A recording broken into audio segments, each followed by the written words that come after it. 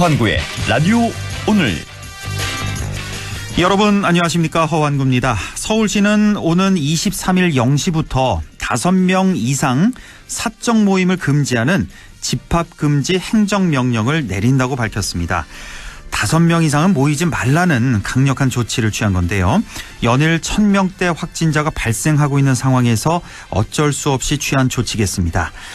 우리 지역도 상황은 심각합니다. 안동시는 주말 사이에 환자가 급증해서 13명의 신규 확진자가 발생했고요. 오늘도 12명이 나와서 모두 114명에 달합니다.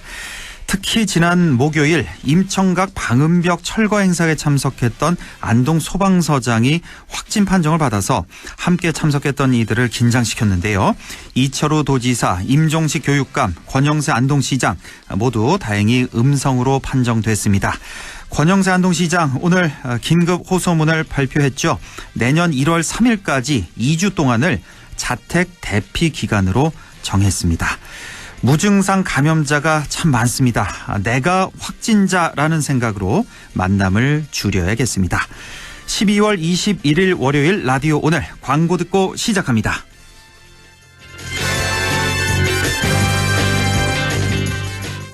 자, 따라해보세요. 이카운트 ERP 4만원 회계관리, 이카운트 ERP 4만원 재고관리, 이카운트 ERP 4만원 생산관리. 사업성공 함께해요. 이카운트 ERP의 모든 기능을 월 4만원에 드립니다. 이카운트. 가입비 부가세 별도. 평범한 일상이 포레나를 만나면 출근은 더 빠르게, 휴식은 광교산 숲세권에서, 생활 인프라는 완벽하게 한화 포레나 수원장안에서 가장 앞선 일상으로. 특별한 일상의 시작 포레나 한화 포레나 수원장안 1644-5060 한화건설. 서울사이버 대학을 다니고 나의 성공시대 시작됐다. 서울사이버 대학을 다니고 나를 찾는 회사 많아졌다. 지금 신입생 편입생을 모집 중입니다. 입학 지원에서 강의 수강까지 모바일 러닝으로 언제 어디서나 서울사이버대학교. 나에게 꼭 맞는 생유산균 락토핏. 아기에게 락토핏. 아이들도 락토핏. 우리 가족 락토핏. 맞춤형 생유산균. 내 몸에 필 락토핏. 종근당 건강기능식품입니다. 파주 센트럴밸리 산업용지 완판 신화를 이어갈 상업, 주거, 지원용지 투자의 기회. 역세권 입지에 서울 문산 고속도로까지 남북경협의 수혜지에서 프리미엄 투자의 중심지로 거듭날 파주 센트럴밸리. 문의 1522-0844. 네, 라디오 오늘 월요일 순서 시작합니다. 일부 경제 이슈 짚어보는 시간이죠. 최백은의 이게 경제다 준비되어 있고요. 2부 이슈 오늘에서는 지난 17일 중앙선 선로 이전으로 인해서 임청각 앞을 지나던 열차도 80년 만에 멈춰서게 됐습니다. 일제가 훼손한 임청각 복원 사업에 대한 기대도 더욱 높아지게 됐는데요. 잠시 후 임청각 석주 이상용 선생 가문의 이창수 종손을 연결해서 얘기 나눠보겠습니다. 라디오 오늘 생방송 놓치신 분들 유튜브로도 다시 들으실 수 있습니다. 많은 애청 바랍니다. 네, 이게 경제다 시작합니다. 오늘도 건국대학교 경제학과 최백은 교수와 함께합니다. 교수님 안녕하십니까? 네, 안녕하세요. 예, 오늘은 통계청 발표를 먼저 좀 분석해보는 시간 갖도록 하겠습니다. 최근에 통계청에서 가계 금융 복지 조사라는 걸 발표를 했는데, 글쎄요, 뭐 가계 동향 조사는 많이 들어봤어요. 우리 최백은 교수님이 이제 이 시간에도 가끔씩 그렇죠. 이렇게 분석을 해주셨는데. 가계 금융복지조사와 가계 동향조사는 또 어떻게 좀 다른 것인지 좀 비교를 해서 설명을 먼저 좀 해주시죠. 예, 가계 동향조사에 보다도 이제 일반 국민들이 익숙한 이유는요. 예. 일단 이게 그 조사가 더 오래됐고요. 가계 동향조사가 오래됐고. 예, 그리고 이제 이건 분기별로 조사를 합니다. 아, 분기별로. 예. 예. 그래서 이제 매 분기별로 나오고 있고 지금 3분기까지 지금 올해 거는 3분기까지 발표가 된 상황이고요. 4분기는 예. 아직 안 끝났기 때문에. 예. 예. 근데 이제 가계 금융 조사는요. 예. 1년 단위로 하는 겁니다. 아, 이건 1년, 연간 발표군요. 예. 예. 1년 단위인데, 이제 중요한 이제 사실 내용의 차이가 있어요. 아, 어떤? 1년 단위로 하고 이거는 2012년부터 조사를 시작했어요. 가계금융복지조사는 2012년부터. 네. 예. 그 다음에 내용 구성에 있어서 보게 되면은 가계 동향 조사는요. 예. 소득하고 지출만을 주로 이제 그러니까 다루고 있는 반면에요. 예. 가계금융복지조사는 말 그대로 이제 금융 부분, 그러니까 금융 자산이라든가 금융 부채 예. 이것도 포함을 하고 있고요. 그 다음에 이제 복지 지표도 관련이 되어져 있고요. 예. 뒤에서 소개하겠지만 뭐 노인 빈곤율 뭐 이런 거 같은 경우요. 아, 예. 이런 것들도 집계를 하고 있습니다. 아, 그러니까 뭐 아무래도 뭐 조사하는 게 많아서 예. 연간 1년에 한 번 나오는 거고 가계 동향 조사는 3개월에 한 번씩 분기별로 나오는 거고. 예, 그런데 사실은요. 예, 예. 그렇게 이제 단순하게 일반 사람들한테 제가 그렇게 설명을 드렸는데 예. 사실 소득 조사를 분기별로 하는 게요. 예. 이게 쉬운 게 아닙니다. 아, 왜 그렇죠? 예국 같은 경우도 주요 선진국가도 대개 1년 단위로 대개 하고 있어요. 소득 조사를요. 가계 소득 조사를요. 예. 왜 그러냐면요. 예. 자, 지금 이제 그 허앵커 같은 경우가 만약에 3분기에 그러니까 이래서 통계청에서 조사가 나와가지고 네. 소득하고 소비 지출을 이제 그러니까 조사를 이제 그러니까 이제 인터뷰를 한다고 가정을 해보세요. 예. 가정을 하게 되면은 내가 지난 3개월 동안 그러니까 저희 3분기별로는 이제 어떻게 되냐면 7, 8, 9월 달에 된단 말이에요. 그렇죠. 예. 7, 8, 9월 달에 내 수입이 소득이 어느 정도가 되는지. 네. 이거 이제 그러니까는 뭐 월급 받는 분들은 그나마 좀 어쨌든 간에 월급 명세서가 되게 비슷하니까는 그렇죠. 예. 그거 가지고 할 수 있고 그다음에 뭐 이제 지출도 이제 그러니까 얼마 썼는가 되게 가계별 쓰면 되게 되는데 예.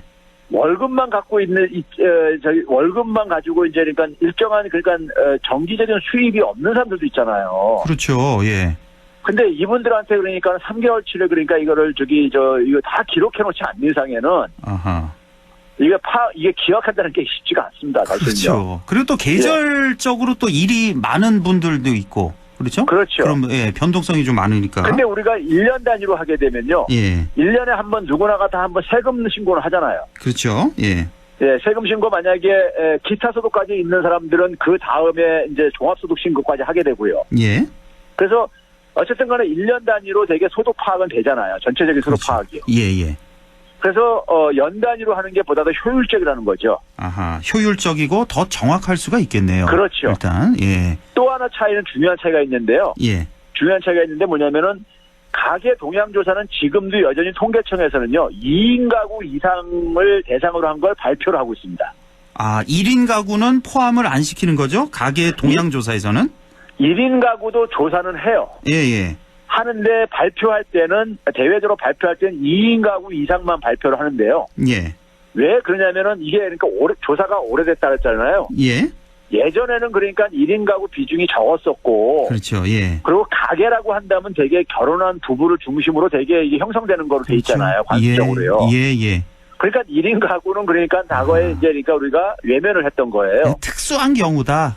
그렇게 그렇죠. 본 거군요. 1인 가구니까. 근데 잠시. 지금은 예. 1인 가구가 30%가 넘어섰단 말이에요. 그러니까요. 예. 그러다 보니까 안 조사할 수가 없죠. 예. 그걸 빼게 되면 샘플이 굉장히 제한되니까요. 그럼요. 예. 거기다가 뭐냐면은 비농림 가구 또 빠져 있습니다. 가계 동향 조사에서는요. 비농민 가구요? 예. 왜 그러니까 그러죠? 비농림 가구만 대상으로 한 거, 도시 가구만 한 거예요. 농민 가구는 빼고 예, 도시 가구만 조사를 했군요. 대외적으로 가계 동향 발표하는 조사가. 거는요. 예, 대외적으로 예. 발표하는 거는요. 예. 그러니까 샘플이 굉장히 그러니까는 한계가 있잖아요. 그렇네요. 예. 상당히 많은 부분이 누락되어 있잖아요. 그렇죠? 제한적이고. 예. 예, 그래서 가계 동향 조사에서 발표하는 거는 아무래도 그러니까는 그 내용에 있어서 한계를 좀 갖고 있어요. 예, 예. 거기다가 이제 뭐냐면 그럼 1인 가구 포함해서 왜 발표하면 되지 않냐? 다 포함해서 그러니까요. 이렇게 질문이 나올 수 있는데 예, 예. 이게 뭐냐면 이런 겁니다. 과거에 안 했는데 만약에 올해부터 만약에 1인 가구에 포함해서 만약에 발표를 하게 되면요. 예. 지난해하고 완전히 흐름이 다를 수가 있잖아요. 완전히 예, 그렇겠네요. 예. 예. 완전히 그러다 보니까 달라질 수가 굉장히 있네요. 혼란을 줄 수가 있습니다. 그렇겠네요. 그리고 가계소득 같은 경우는 더군다나 정치적으로 굉장히 민감한 하나의 자료이기 때문에요. 예, 예. 그러다 보면 이게 그러니까 작년하고 올해하고 기준이 달라졌으면 비교 자체가 할 수가 없는 거잖아요. 그렇네요. 비교한다는 그러다 게 뭐 보니까 그 부정확하겠네요. 상황 속에서 예. 계속 끌려가고 있는 상황인 거예요. 아, 그러니까 이거 언젠가 이 고양이 목에 방울을 달긴 달아야 되는군요. 이게 그렇죠. 내년이 그래서 이게 됐든 내후년이 됐든. 통계청이 목표가 이제 내년에는 이제 그러니까 이게 과거 것까지 소급해가지고 아, 예, 예. 다 정리해서 이제 그러니까 별도로 이제 그러니까 발표를 이제 하려고 시도를 지금 준비하는 걸로 알고 있어요. 아, 그래야 정확하니까. 예, 근데 이제 예. 이게 시간이 필요한 거죠. 그렇겠네요. 예. 예, 그래서 그런데 가계금융조사는 근데 그런 우려를 싹 해소시켜준다. 1인 가구, 다 전체 가구 다 포함하고 있어요. 그러니까 분기별로 발표되는 가계 동향조사보다는 훨씬 정확하다. 이렇게 그렇습니다. 보면 되겠고요. 가계 금융복지조사라는 게. 그 전문가들은 사실 이걸 더 신뢰합니다. 가계금융복지조사를요. 그렇군요. 예. 그 이게 예. 이제 최근에 발표됐다는 게 그럼 2019년 자료가 발표됐겠네요. 그렇죠. 소득은요. 예. 소득은 2019년, 이게 이제 3월 달에 조사를 해요. 아, 예, 예. 근데 이제 2019년 연소득이, 이게 또 그다음에 이제 가계 동향조사하고 다른 게 이게 연소득이 연간 발표하니까요. 예. 1년에 한 번 하니까 연간 소득을 집계합니다. 그렇겠죠. 예. 예. 그래서 예. 2019년 연간 소득이 집계가 된 거고요. 예, 예. 그다음에 자산하고 부채는 예. 이게 3월 달에 조사를 하거든요. 예. 그 3월 달 기준으로 그 당시에 그러니까 가계당 자산과 부채가 얼마인지를 조사를 합니다. 예.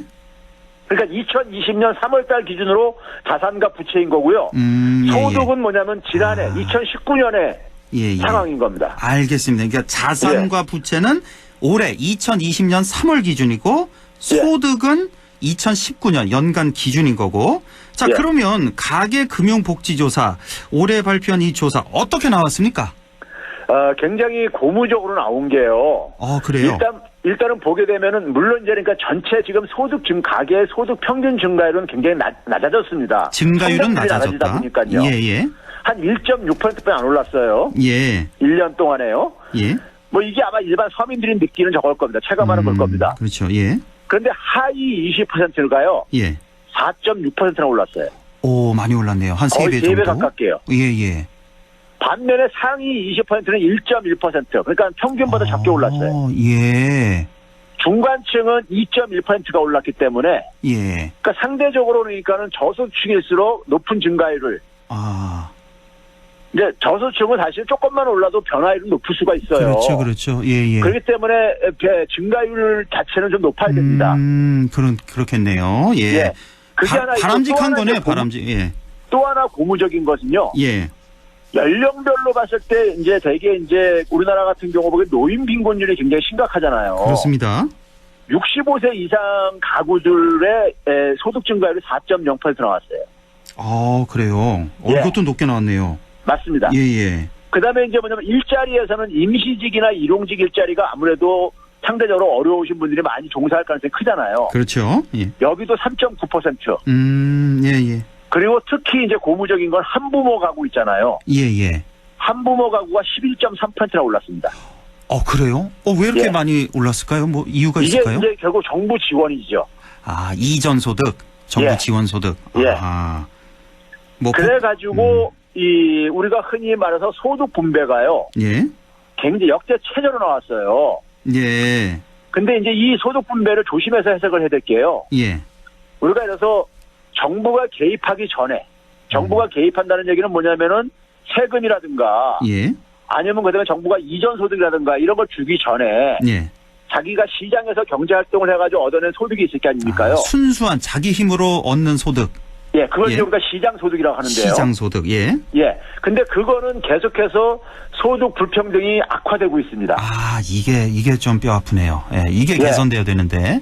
근데 이건 어떻게 보게 되면 주요 국가들도 다 그래요. 복지국가로 돼 있는 서유럽조차도요. 예. 왜 그러냐면 이제 기술 진보가 빠르게 이루어지면서 소위 말해서 고소득자가 더 기술 진보의 혜택을 많이 입을 가능성이 크고요. 그렇죠. 예. 또 그다음에 금융 자산의 이 효과가 굉장히 크게 이제 영향을 미치면서 예.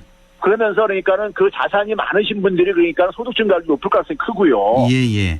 그래서 그러다 보니까 이 양극화가 잠깐만 심해지는 게 우리가 이게 전 세계적인 하나의 경향이거든요. 예. 그러면 이 상황 속에서 결국은 뭐냐면은 소득 불평등이 갈수록 심해지니까는 이거를 완화시키는 게 정부의 역할인 거죠. 그렇습니다. 예. 이걸 방치하게 되면 사회 통합이 잘 안 되잖아요. 예. 그런데 이게 많이 개선된 거예요. 아주 바람직한 현상이네요. 예를 예. 들어서 그러니까 우리가 이제 이 진위 계수라는 게 있는데요. 진위 개수. 이게 예. 0과 1 사이의 값인데 0에 예. 가까워서 평등한 거고 1에 가까워서 불평등한 건데요. 예, 예.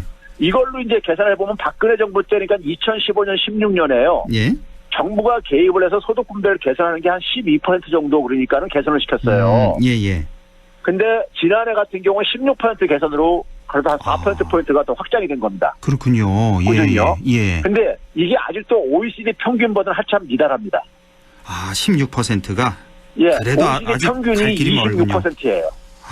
많이 차이가 나네요. 우리가 흔히 그래서 그런 얘기 하잖아요. OECD 국가들보다 사회보장 지출이 굉장히 적다 이런 말 하잖아요. 예. 그게 그렇습니다. 바로 여기에 반영되는 겁니다. 그렇군요. 그래서 예. 일부에서는 뭐냐면 정부가 퍼부어줘가지고 개선한 거라 그러는데 아직 퍼부어 주는 것이 여전히 미흡하다. OECD 예. 평균보다는. 그렇죠. 예. 그러니까 이렇게 우리가 대략적으로는 알고 있습니다만은 우리가 이제 선진국에 비해서 복지 수준이 예. 낮다는 거. 이렇게 정확한 이런 근거 자료를 보니까 확실히 더 우리가 이해가 가는데, 그러니까 지난해 기준입니다. 2019년 기준으로 해서, 그러니까 잘 버는 사람들 고소득층의 수입 소득 증가율보다 저소득층의 증가율이 더 훨씬 높았다. 3배 예. 정도, 서너 배 높았다는 거. 그리고 65세 이상. 아무래도 좀 저소득층이 많을 가능성이 많으니까 65세 그렇죠. 이상. 이분들 소득도 증가율이 더 높았다는 거. 예. 이렇게 실제로 좀 노인 빈곤층을 보게 되면 지금도 지난해 기준으로 여전히 43%가 넘어요. 빈곤층이요. 거의 예, 절반이군요. 여전히 10명 중에 4명 이상이라는 얘기입니다. 예, 예. 자, 그래서 그런 점에서는 그러니까 65세 이상에 많이 빈곤층이 모여 있는 게 사실입니다. 예. 요즘 뭐 코로나 시대 다들 어려운데 특히 저소득층 더 어려워졌는데 이게 무슨 말이야 하시는 분들 계실지 모르겠는데 이건 이제 작년 얘기고 2019년 얘기고 혹시 18년도 그 자료도 기억이 나십니까? 18년에 비해서 19년이 좀 더 개선이 됐습니까? 그렇죠. 그러니까 이게 지금 뭐냐면은 예를 들어서 그 소득 분배도요. 예, 예. 2018년에 비해 가지고 이 소위 말해서 이제 이건 물론 이제 정책 효과가 개입하고 난 이후에 저건데요. 네. 소득 분배도 그러니까는 개선이 됐고요. 예. 18년보다도요. 그래요? 그러니까 이게 지금 보게 되면은 2015년에서 16년 가면 잠깐 정체됐었는데요. 네. 왜 그러냐면 2016년도에요. 박근혜 정부 마지막 해였었죠. 예. 2016년에 가계 중에서요 90%가 예. 상위 10%만 빼놓고 소득이 다 마이너스 기록했었어요. 저번에 한번 말씀해 주셨어요. 예. 예, 그 얘기. 예. 예. 그래가지고 2016년도에 좀 약간 악화됐다가요. 예. 2017년도도 꾸준히 지금 개선되고 있습니다. 그렇군요. 예, 다행입니다. 이렇게 개선되는 와중에 이제 올해 이제 코로나가 터져서 맞습니다. 지금 지표가 좀 엉망이 됐을 것 같은데 일단 또 이거 내년 이맘때쯤엔 또 어떻게 발표가 될지 한번 지켜보도록 하고 예. 이번엔 저 재정 얘기를 좀 해보겠습니다. 재정 적자 얘기. 예. 지금 올해 같은 경우 1차, 2차 재난지원금 지급할 때 우리나라 재정 적자 이거 너무 걱정된다. 다음 세대에게 너무 큰 짐을 남긴다. 뭐 이런 얘기가 하도 많아서 그런데 최근에 OECD와 IMF에서 의미 있는 발표를 한 게 있는데 우리나라 재정 적자가 선진국 가운데 최소 수준으로 나타났다고요? 맞습니다. 이것도 제가 이제 이 시간에 몇 번 소개를 한 사실 그동안에 그랬는데 예. OECD가 어저께 이제 그러니까 올해 이제 마지막 보고서가 나왔어요. 어제 나온 자료예요? 예. 예. OECD 보고서는 어제 나온 거고 IMF 거는 10월달 이제 이미 저기 나왔던 거였었고요. 예. IMF도 그것도 마지막 보고서입니다. 예. 근데 IMF는 10월달에 이제 마지막 전망 보고서 이게 올해 전망 보고서예요. 예. 근데 이제 OECD 보고서가 이제 그러니까는 마지막 이제 어저께 나왔기 때문에 거기 보게 되면 이제 그러니까 OECD 회원 국가하고 회원 국가는 아니면서 주요 국가라고 해가지고 예. 예를 들어서 이제 인구 제국들 있잖아요. 예. 뭐 인도, 중국, 인도네시아 뭐 이런 나라들이 좀 포함되어 있고요. 예. 그래가지고 이제 그러니까는 OECD 회원국 37개 국가 플러스 일부 주요 국가 합쳐서 이렇게 발표를 했어요. 예. 근데 OECD 회원 국가 중에서는 우리나라가 성장률이 1위고요, 여전히요. 성장률 1위. 예. 재정 수지도 그러니까는 우리나라 보게 되면요. 이 네덜란드라든가 노르웨이 정도 빼놓고는 세 번째로 그러니까는 건전한 걸로 재정 적자가. 그래요. 예. 예를 들어서요. 우리나라가 그러니까 재정 적자가 4.2% GDP 대비요. 예. 근데 미국은 15.4%입니다. 아하, 예. 근데도 불구하고 우리나라 성장률은 마이너스 1.1인데 미국은 마이너스 3.7이요. 예. 그러니까 우리나라가 만약에 미국처럼 재정을 투입을 했으면 우리나라는 성장률이 한 5 내지 6% 나옵니다. 계산을 그랬겠죠. 해보게 되면. 예, 그랬겠죠. 예. 예. 그러다 보니까는 뭐 일본하고도 말할 것도 없고요. 예. 그러다 보니까 우리나라가 이제 그러니까 재정 건전성이 굉장히 이제 이제 그러니까 좋으면서 성장률을 1위를 했기 때문에 그 의미가 있는 것이고요. 예. 최소한의 재정 투입을 통해 가지고 1위를 했다는 점에서요. 이건 제가 볼 때 철저하게 상반기 방역의 힘입니다. 그렇죠. 예. 방역의 힘이었었어요. 국민들한테 사실은 이 공은 다 돌려야 되는 거예요. 예. 근데 이제 IMF에서 이제 하나 재밌는 이제 내용이 나온 거는요. 예. IMF가 이제 그러니까는 그 전 세계 선진국가랑 이제 그러니까 신흥국가까지 다 포함해가지고 이제 실질적인 분석을 했어요. 예. 분석을 했는데 GDP에서 한 1%만 그러니까는 정부의 공공투자를 증가시키게 되면은 예. GDP를 한 2.7%까지 증가시킬 수 있다. 아, GDP의 1%만 돈을 투자를 해도 2.7%의 결과가 나온다. 예. 아. 그러니까 민간 투자는 한 10% 증가시키게 되고, 예. 그래가지고 일자리도 그러니까 한 2천만에서 한 3,300만 개 정도 직간접적으로 증가시킨다는 이게 IMF에서 실증 분석해가지고 나온 보고서의 내용이에요. 아, 그래요? 예. 들어가는 돈보다 이제 나오는 돈이 훨씬 많네요. 그렇죠. 예. 그러니까 IMF가 계속해서 뭐냐면은 쓸데없이 긴축하려고 하지 말아라. 아. 이런 얘기를 해요. 예, 예.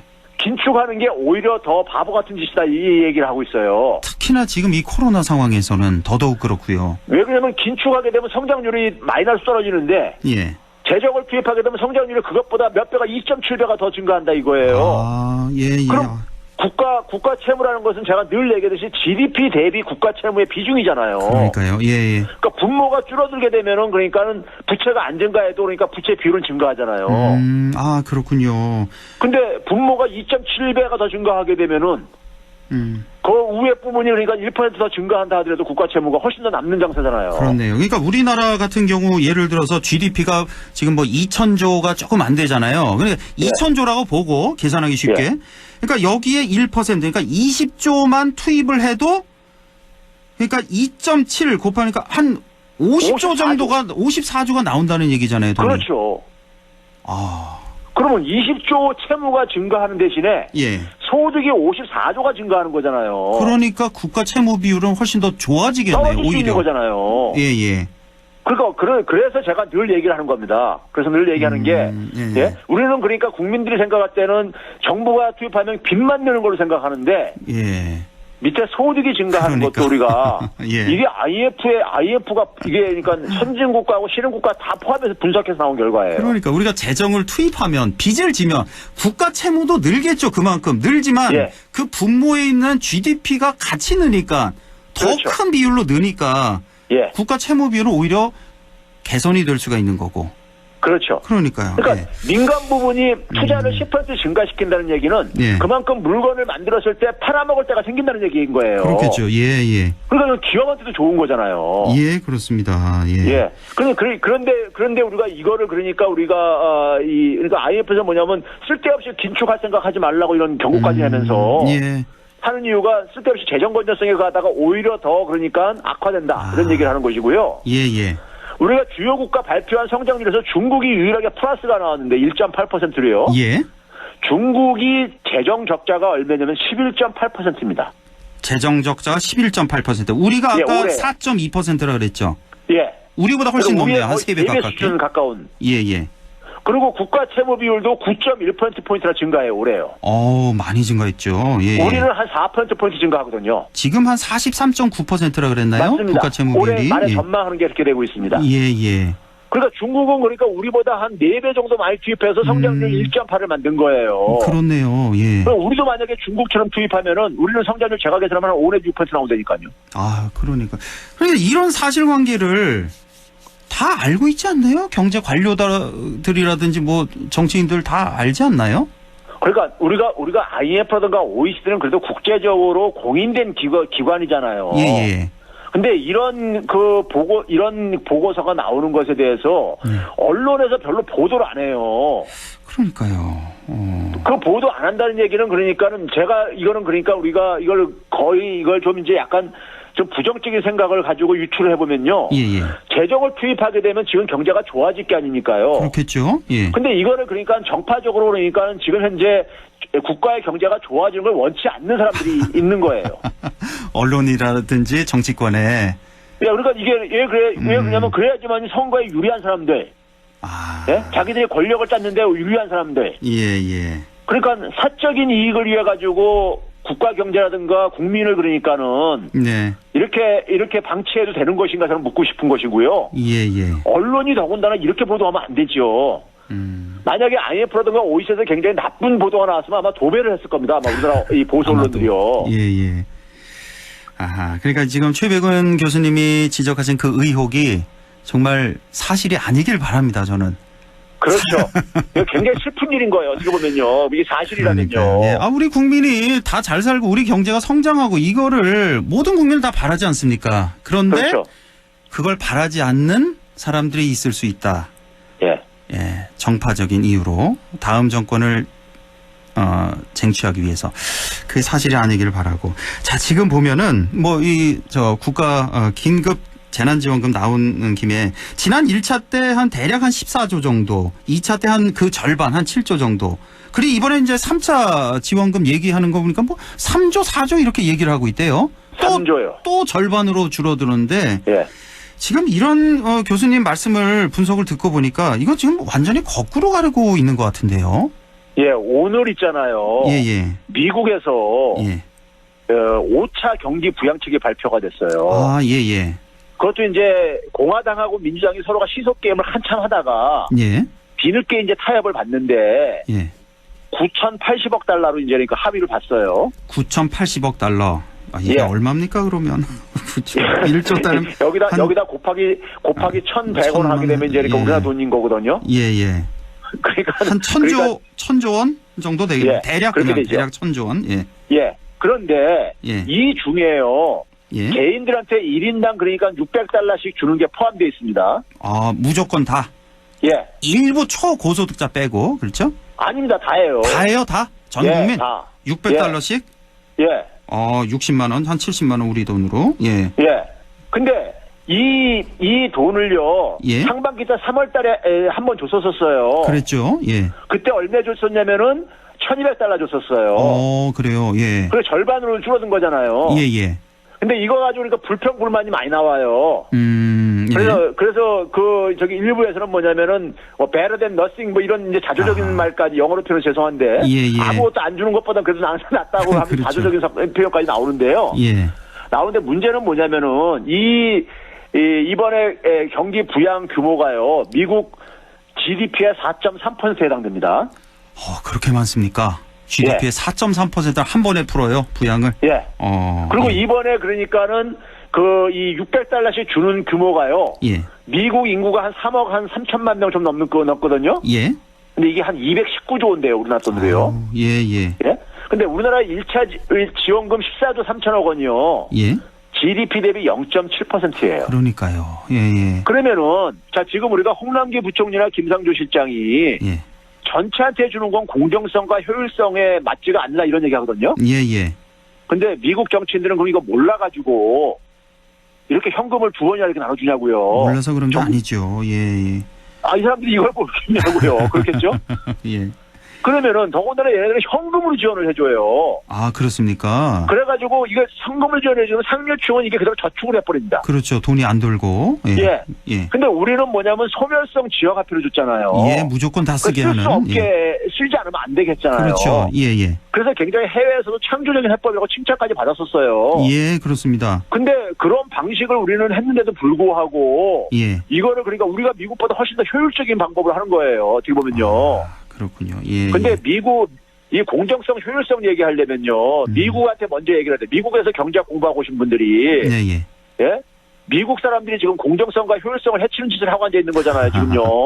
그렇죠. 예. 예? 그럼 미국 사람들이 이거 몰라가지고 이러고 앉아 있냐 이거예요, 지금요. 알겠습니다. 네, 예. 참 깝깝합니다. 우리도 몇 달 전에 다 경험했잖아요. 1차 지원금, 2차 지원금 때 경험해 봐서 어떤 게 효과가 있었는지 뻔히 결과가 다 나왔는데. 아, 지금 수도권은 지금 사실상 3단계로 저는 진입했다고 보거든요, 거리두기가요. 그렇죠. 예, 예. 그런데 3단계면 사실상 경제활동이 이제 충격이 큽니다. 예, 예. 그런데 이 방역은요, 국민들의 자발적 협치 없이는 절대 성공할 수 없어요. 그렇습니다. 예. 알겠습니다, 교수님. 오늘 말씀 여기까지 듣겠습니다. 네, 감사합니다. 예, 고맙습니다. 지금까지 건국대학교 최백은 교수와 함께했습니다. 라디오 오늘 잠시 후 2부에서 뵙겠습니다.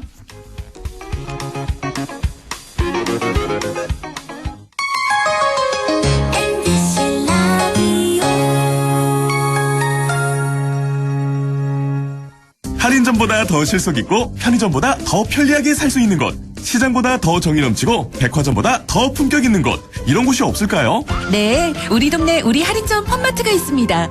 지난 25년간 항상 고객과 함께한 홈마트. 용상점, 자이점, 신용주점, 사천점에서 새롭게 고객님께 다가갑니다. 홈마트. 문경에 가면 약돌 한우 있고 약돌돼지 있고 또 뭐가 있지? 문경 약돌 축산물 종합유통센터가 있다. 입에서 살살 녹는 약돌 한우, 약돌 돼지를 사고 맛보고 즐길 수 있는 곳. 문경에 가면 문경 약돌 축산물 종합유통센터. 미네랄이 키운 자연의 맛 문경 약돌 한우돼지.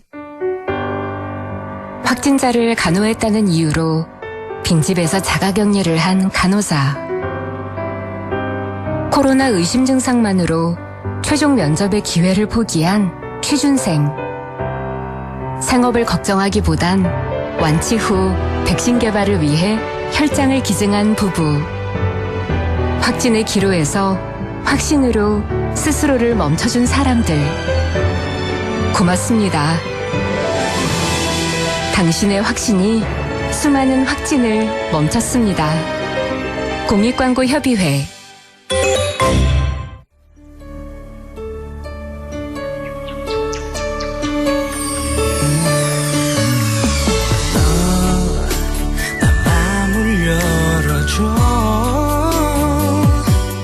다가가 나 속삭이도록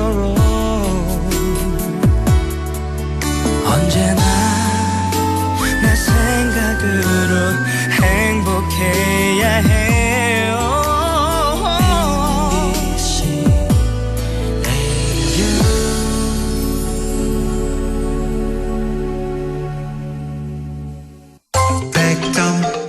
MBC MBC 라디오.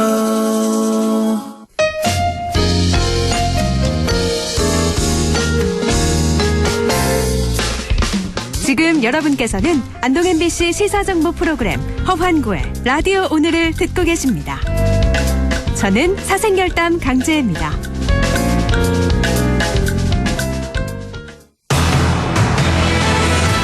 네, 6시 37분 44초 지나고 있습니다. 이슈 오늘 시작하죠. 지난주 목요일 17일에 안동역이 운흥동에서 송현동으로 이전했습니다. 그러면서 임청각 앞을 지나던 열차도 80년 만에 멈춰서게 됐는데요. 일제가 훼손한 임청각 복원 사업에 대한 기대도 함께 높아지고 있습니다. 임청각 석주 이상용 선생 가문의 이창수 종손을 연결해서 철로 이전에 대한 소감 들어보겠습니다. 이창수 종손님 안녕하십니까? 네, 안녕하세요. 이창수입니다. 예, 반갑습니다. 제가 석주 이상용 선생 가문의 종손이라고 소개를 해드렸는데 정확히 어떤 관계이십니까? 그럼 석주 선생하고는? 예, 저희 고조부가 석주 선생이고요. 고조부, 예. 일반적으로 뭐 고손자라고 하는데 밑으로 내려가면서 뭐 불고절 안 쓴다고 하니까 예. 현손이라고 하기도 하죠. 예. 그러니까 우리가 쉽게 알기로 이게 석주 선생이 그러니까 고조 할아버지가 되는 거군요. 이창수 선생님. 예. 자, 지난 17일 참 뜻깊은 행사가 있었죠.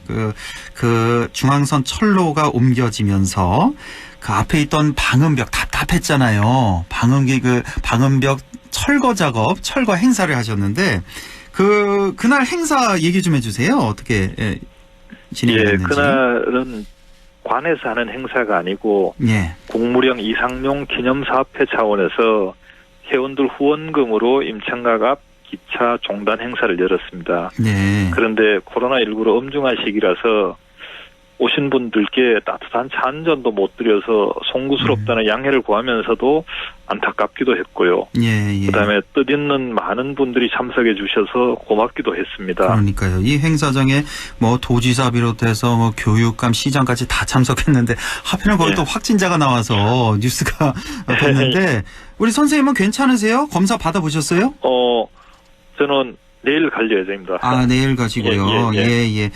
자, 그 임청각 앞마당을 가로지르던 그 열차가 80년 만에 이제 멈춰 섰고요.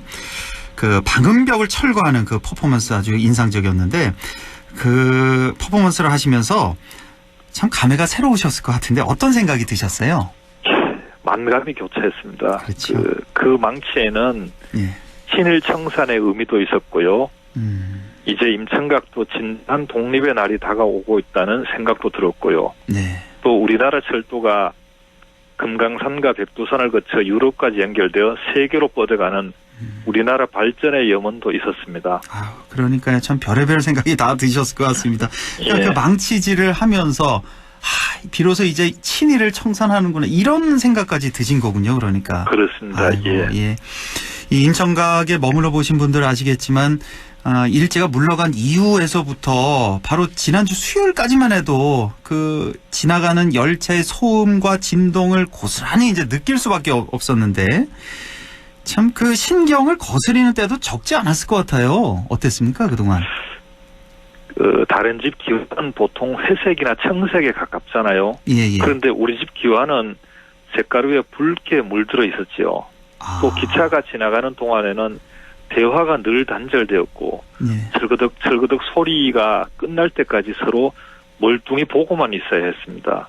또 삑삑 하는 기적 소리하고 삑 하는 브레이크 소리에 늘 귀가 먹먹했죠. 그랬는데 참 지난 수십 년 동안 그런 고통을 받아왔던 그 철로 이제 철로가 이제 그 방음벽이 이제 철거가 되고 하나 참 여쭤보겠는데 그 기존의 철로 있잖아요. 그 임청각 앞에 철로를 걷어내는 게 좋으세요? 아니면은 그 과거의 아픈 기억도 하자 이런 의미로 그대로 놔두는 게 좋으세요? 놔두는 거는 임청각을 고스란히 아직도 누르고 있는 거잖아요. 완전히 철거하고 그 약간의 표시 정도 여기에 철로가 있었다라는 표시 정도 하는 게 괜찮지만은 철거하는 게 맞겠죠. 그러니까요. 지난주에 저 인터뷰하면서 이런 관련 얘기를 좀 했었는데 그런 아이디어도 있었어요. 철로도 그대로 보존하면서 그 과거를 우리가 잊지 말자, 일제의 아픔을 잊지 말자는 그런 목소리도 있었는데 이제 종손으로서는 철거하는 게 맞겠다 이런 말씀이시고. 예. 철로가 이렇게 놓이게 되면서 임청각이 그동안 어느 정도나 훼손이 된 겁니까? 입구차집 3채 정도가 흘렸습니다. 그래 보통 입구차집이 한 10대여섯 되니까 40여 정도 될 것 같습니다. 그러니까 입구자 집 3채가 이제 헐렸다는 거. 그러니까 46칸 정도가 이제 훼손이 됐다는 말씀이시고. 임청각이 고난을 겪은 건 사실 임청각을 가로지는 이 철로가 세워지기 훨씬 이전부터라고 할 수가 있겠는데 대한민국 초대 국무령이신 석주 이상용 선생께서 만주로 떠났던 그 1911년부터 100년 이상 동안 사실은 임청각의 고난은 계속되어 왔다 이렇게 볼 수가 있는데 석주 선생 본인은 물론이고 그 아들 또 손자 그 밑에 세대까지 많은 분들이 참 힘든 길을 걸어오셨죠 그동안에. 그 1896년에 가야산 의병기지를 만드시면서 항일운동을 하신 거니까 상당히 오래됐죠. 또 경북 북부지방의 독립운동가가 가장 많을 것입니다. 그렇죠. 또 그 당시 독립운동가들은 집을 떠나면서 3가지 각오를 했다고 해요. 3가지 각오? 첫째는 만주의 혹독한 추위에 얼어 죽을 각오. 그다음 둘째는 외놈이나 마적, 만주 군벌 등에 잡혀서 맞아 죽을 각오. 셋째는 독립전쟁 와중에 보급의 어려움으로 굶어 죽을 각오를 했다고 합니다. 세상에. 그 3가지 각오. 얼어 죽을 각오, 맞아 죽을 각오, 굶어 죽을 각오를 하고 떠났다. 그 당시에. 그리고 또 석주 선생은 만주사변 이후 군벌들에게 동지들이 피살됐다는 소식을 듣고 곡기를 거부하며 돌아가셨죠. 예. 또 그리고 아들 동구 선생은 임천각에서 30리 떨어진 옛날 지명으로 동후면이었는데 동후면 도곡리에서 은거를 하는데 예. 사흘이 멀다고 순서가 찾아와서는 출입자까지 감시하면서 친일을 강건하니까 68세 생신날 절명시를 남기고 자결을 하셨죠. 석주 선생의 아들 동구 선생이 예. 자결을 하셨고 그리고 또 손자이자 저희 할아버지 소파 선생은 예. 안동 형무소에서 광복을 맞이했죠. 예. 할머니 말씀에 따르면 순사가 할아버지께 친일을 강건했는데 안 하겠다고 하니까 머리채를 잡고 머리카락을 한 움큼 뽑았다고 합니다. 예. 그 정도로 인격 모독까지 했는 거죠. 예. 그리고 그 할아버지께서 청성진 경찰서 주재소 습격 사건으로 형무소 복역 중에는 그놈들이 거꾸로 세워 묶어놓고 고춧가루를 탄 주전자 물을 코에 들이붓는 고문을 했다고 합니다. 예. 결국 그 고문 후유증으로 전란 중인 52년도에 돌아가셨죠. 예. 그 이후 아버지 형제들 중 2분은 보육원에서 지낼 정도로 어려웠죠. 우리 그냥 하는 말에 친일을 하면 3대가 잘 먹고 잘 사는데 독립운동하면은 3대가 망한다는 말이 있잖아요. 예. 우리 집을 보면 실감할 수 있습니다. 정말 그 말이 딱 들어맞네요. 친일을 하면 3대가 잘 먹고 잘 살고 독립운동을 하면 3대가 망한다. 예. 참 이거 얼마나 참 피가 거꾸로 솟는 얘기입니까 이게. 독립운동가 그 후손들에게 뭐 존경과 보상은커녕 가난과 멸시만 이런 것만 남은 거잖아요 그 당시에. 그렇습니다. 예. 뭐 사실 친일 청산이 안 됐기 때문 아니겠습니까 이런 게 근본적으로는 이유가 너무나 가슴 그렇죠. 아픈 그런 역사고. 중앙선 철로 이전이 이제 그 상처를 치유하는 작은 시작이라고 볼 수가 있을 것 같은데 앞으로 임천각 복원 사업이 더욱 탄력을 받을 것 같습니다. 아직 뭐 구체적인 청사진이 나오지는 않았는데 복원 사업 현황이 어느 정도 단계에 지금 있습니까? 이제 크게 세 가지로 나눌 수 있는데요. 예. 첫 번째는 1970년도 임천각 중수할 때 전체의 훼손된 부분을 복원하는 게 하나 있습니다. 예. 뭐 즉 사당의 신주를 모시는 감실이 없어요. 그다음 군자정의 벽장도 없고 뒤안으로 가는 문도 없고요. 예. 이런 걸 복원해야겠고 둘째는 훼손된 건물 세 동을 복원하는 게 아까 있고요. 말씀하신 입구자 세 동. 예. 그다음 셋째는 역사문화 공유관이 있습니다. 예. 큰 그림은 정해졌는데 코로나19로 인해서 복원 자문회의를 열 수 없기에 전체적으로 늦어지고 있습니다. 그렇군요. 자, 임천각의 종손으로서 향후 이 복원 사업을 진행하면서 뭐 당부하고 싶은 말씀이나 아니면 꼭 바라고 싶은 그런 점이 있다면 좀 전해주시죠. 임천각 복원은 이권 사업이 아니고 민족 정기 회복 차원에서 진행하는 것이죠. 임천각이 원형으로 복원되고 역사문화 공유관까지 건립하여 눈에 보이는 건물뿐만 아니라 독립운동의 정신까지 담아서 나라를 위해 희생한 사람은 나라에서 끝까지 지켜준다는 나라 사랑의 산 교육장이 되었으면 좋겠습니다. 참 중요한 말씀이십니다. 나라를 위해 희생한 사람은 나라에서 끝까지 지켜준다. 예. 자, 저희가 사실은 인터뷰를 요청하고 선생님께서 이제 임천각 철도 종단에 즈음하여라는 글을 보내오셨어요. 짧지 않은 글이었는데 그 말미에 보면은 이제 군자정에선 임천각에 있는 군자정에서는 낙동강 흐르는 모습이 온전히 보일 것이다. 자, 이 말씀을 전해주셨는데 참 특히나 가슴에 와 닿았는데 80년 만에야 이제 임천각의 시야가 낙동강물에 닿을 수 있게 됐다. 자, 그런 얘기가 될 텐데 만약에 지금 석주 이상용 선생님께서 이 소식을 듣게 된다면 어떤 말씀을 하셨을까요? 석주 선생께서는 독립운동 현장에서 늘 대동 단계를 말씀하셨는데요. 예. 이제는 낙동강을 온전히 바라볼 수 있게 되어 멀리 바라보시면서 아마 사회 갈등 해소와 남북 통일에 매진하라고 하셨을 것 같습니다. 사회 갈등 해소해라, 남북 통일에 매진하라 이런 말씀 하셨을 것 같다 하는 말씀. 예, 알겠습니다. 오늘 시간이 다 됐네요. 오늘 소중한 말씀 잘 들었고요. 다시 한번 축하드립니다. 예, 감사합니다. 예, 감사합니다. 지금까지 임청각의 이창수 종선과 함께했습니다. 네, 우리 좀 날씨 알아보죠. 김도연 캐스터 전해주세요. 네, 오늘은 24절기 중 벌써 22번째이면서 겨울의 4번째 절기, 1년 중에 밤의 길이가 가장 길어진다는 절기 동지입니다. 동지는 1년 중에 태양의 고도가 가장 낮아서 밤이 길고요. 그만큼 태양 에너지를 적게 받아서 기온은 낮습니다. 음력으로 동지달 초순에 해당하면 애동지라고 하는데요. 애동지 때는 아이에게 좋지 않다고 해서 팥죽을 해먹지 않고요. 떡을 해먹는 풍속이 있습니다. 팥죽이든 시루떡이든 아직 못 드셨다면 동짓날 맞아서 저녁에 챙겨 드시면 좋겠습니다. 오늘은 낮부터 서서히 추위의 힘이 많이 약해졌습니다. 지금 한파특보도 모두 해제가 된 상태고요. 당분간 이렇게 평년 수준을 웃돌면서 추위는 덜하겠지만 먼지 상황이 좀 좋지 않을 것으로 예보돼 있습니다. 중국발 스모그가 밤부터 유입이 되겠고요. 내일은 대부분 지역에 미세먼지 나쁨으로 예상되고 있습니다. 당분간 건조함 이어지겠는데요. 날이 건조한 만큼 호흡기 메마르지 않도록 물 자주 드시고 또 화재 사고도 주의하셔야겠습니다. 수요일 밤을 시작으로 목요일에는 비나 눈이 내리겠고요. 그치고 나서 이후로는 주춤했던 추위가 다시 찾아올 것으로 전망됩니다. 올 한 해도 마무리되고 있습니다. 거리두기 실천으로 물리적인 거리는 떨어져 있지만 마음만은 따뜻하게 이번 한 주도 잘 마무리하시길 바랍니다. 내일 기온은 안동, 영주, 봉화가 아침 영하 6도, 한낮에 5도에서 7도 예상되고요.